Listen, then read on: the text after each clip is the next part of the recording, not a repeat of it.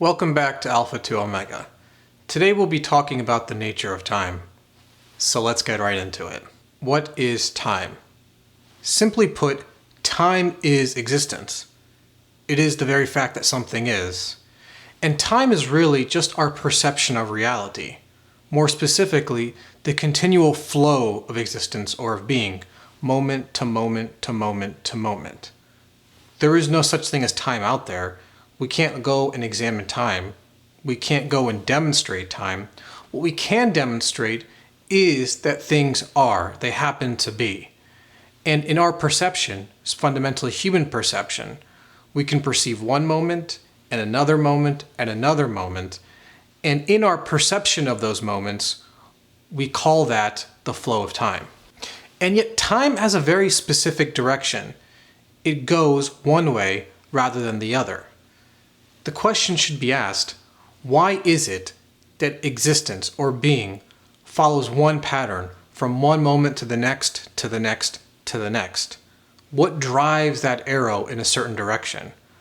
Why do we see fundamentally that when we strike a match and put it to paper, it burns, but we don't see the opposite? Even though it is theoretically possible, we only see it in one direction. What makes it necessary? What is inherent in matter? What property is there in matter that necessitates that one moment that there is paper and a match, and the next moment there is ash? What makes those two things necessary? How do we perceive that one moment and then the next lining up together such that we perceive time, but we perceive it in a certain direction? Because there is nothing there in matter to necessitate that. Time as writing.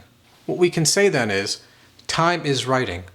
More specifically, the author's writing of all things into being at every moment. Every page is a moment. And when we flip through those pages is what we perceive as time, because just like when we open up a book, we perceive a story as we flip through the pages. Again, there is no such thing as time out there. What we can observe in the infinitesimally smallest moment, we can observe letters, which are essentially particles. Those letters which come together to form words, which are objects that we perceive in the world because they are fundamentally particles arranged in a certain way. And then those words come together to form sentences and paragraphs and chapters and into a comprehensible story. Just like we see the objects are arranged in a specific way, they follow a specific order in reality such that human beings can comprehend it. They can read the book of the universe. And every moment is a new page being brought into being from a state of non-being. That is time, space and time. And if we drive further down into reality, we can see that if there was no time, or in other words, if things weren't being brought into being at every moment, there would be no space.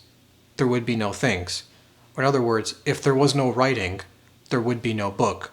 The two are intertwined, space and time, such that fundamentally one cannot happen to be without the other. Or in other words, I can't perceive reality, I can't perceive the space of things, the objects out there in the world, save that they are continuously being brought into being.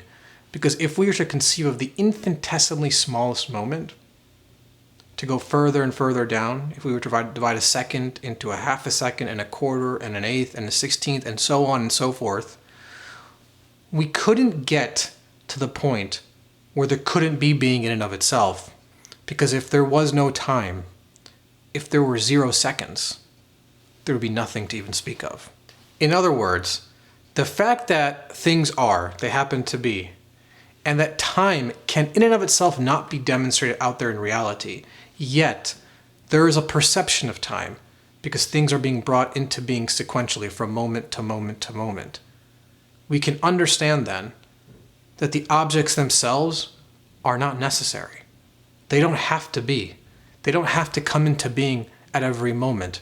Rather, they must be written into being at every moment by the author beyond the nature of themselves. Time as our reality. The thing is, we take time for granted because fundamentally we take space for granted. We take things for granted. We take the fact that things are being brought into being at every moment for granted, even though in some sense the world is hanging on by an infinitesimally small thread. For if the moment ceased to be, there would be no world. Because that's where we're living. We're living on the infinitesimally smallest moment. Between the past and the future, we are in the middle, and we can never hold on to it. But it is our reality. It is our day-to-day life. That there is the world out there, the objects that we perceive, the buildings we construct, and yet, underlying everything is the flow of time. Just like the flow of water. It can't be stopped. The writing cannot be stopped. It is beyond the power of matter to stop it, and therefore it is beyond the human being to stop it. That's why when the human being is born, his death is inevitable. For everything that has a beginning has an end. We're going to explore in future videos how time, and really space then, impacts our day-to-day life fundamentally. How does it shape what we do, how we see things, how we think of things, and therefore how we conduct ourselves in our short and brief existence in the great age of the universe. And until then, think about it. And I'll see you guys next time.